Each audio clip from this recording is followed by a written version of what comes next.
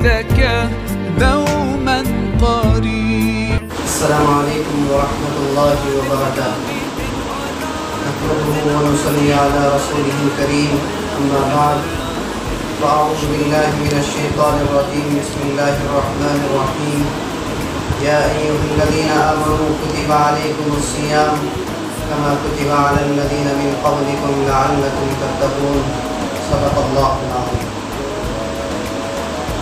میرے اور ہمارے چینل کی طرف سے تمام مسلمانوں کو رمضان المبارک کا تیسرا روزہ مبارک. سارے حضرات ہمارا چینل دیکھیں اور ہمارے چینل کو سبسکرائب کریں، لائک کریں اور شیئر ضرور کریں اور اپنے دوستوں میں اس کو زیادہ سے زیادہ پھیلائیں. آج کے جو مسائل ہیں وہ رمضان المبارک کے روزوں کے سلسلے سے ہیں.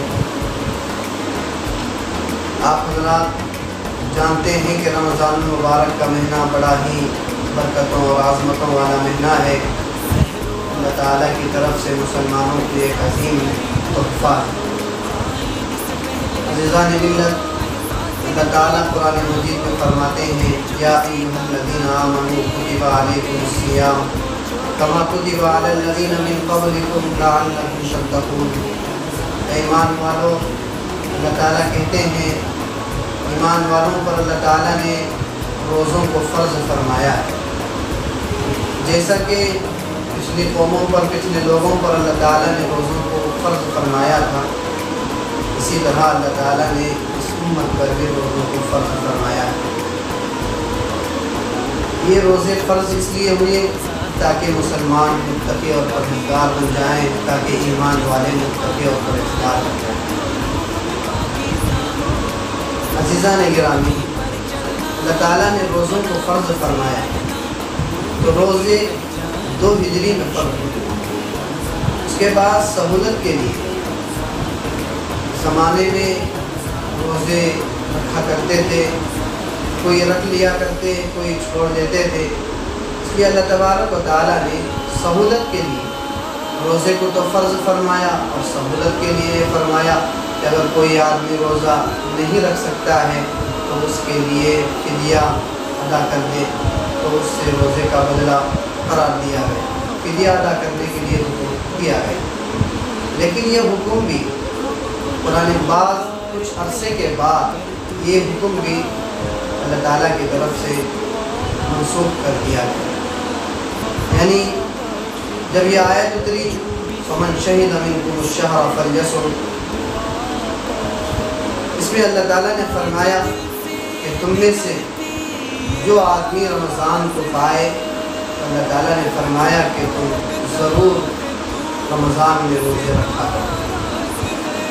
تو عزیزان ملت، یہ روزے انسان کو ہمیشہ کامیابی کی طرف لے جاتے ہیں. اللہ کے حبیب آقا محمد مصطفیٰ صلی اللہ علیہ وسلم نے فرمایا کہ جب آدمی روزہ رکھتا ہے تو روزہ بھی اللہ کے یہاں آدمی کی سفارش کرتا ہے. جب آدمی قرآن مجید کی تلاوت کرتا ہے تو قرآن مجید بھی اللہ تعالیٰ کے یہاں اس آدمی کی سفارش کرتا ہے. یہ دونوں چیزیں اللہ کے یہاں سفارش کرتے ہیں. یہ اللہ کے حبیب آقا صلی اللہ علیہ وسلم نے فرمایا.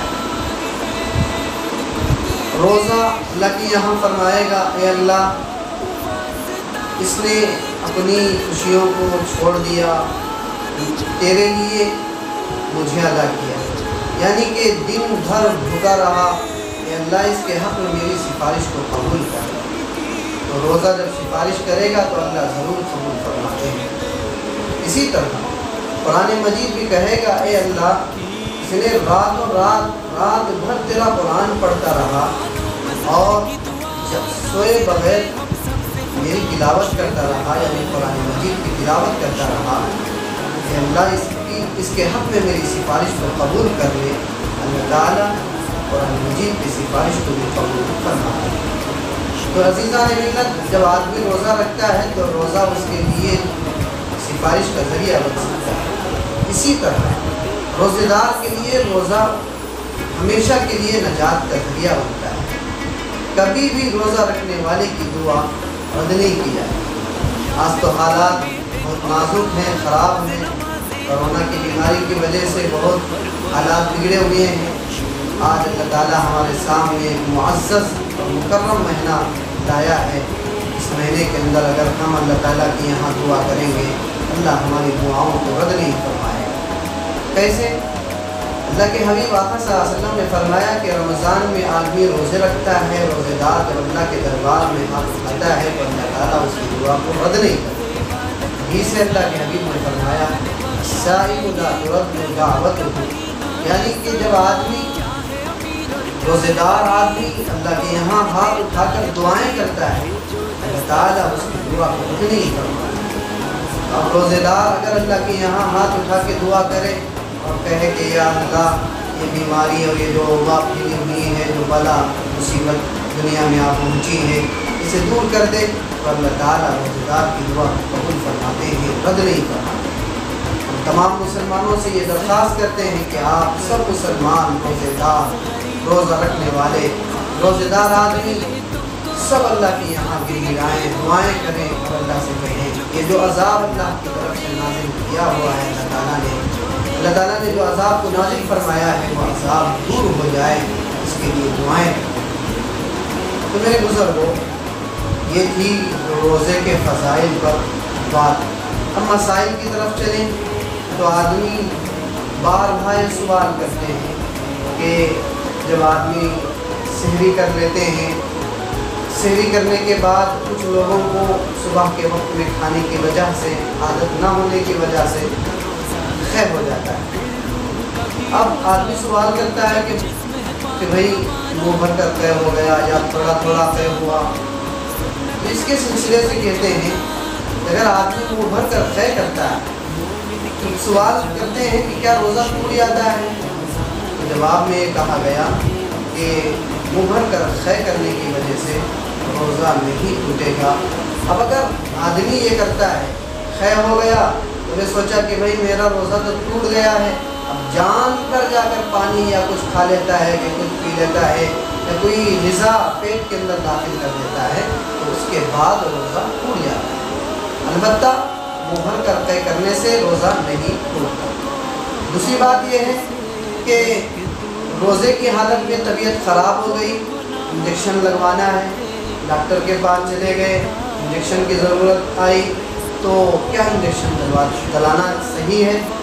तो इसके सिलसिले से फरमाया गया कि रोज़े की हालत में इंजेक्शन ले सकते हैं, जायज़, रोज़ा इससे नहीं टूटेगा।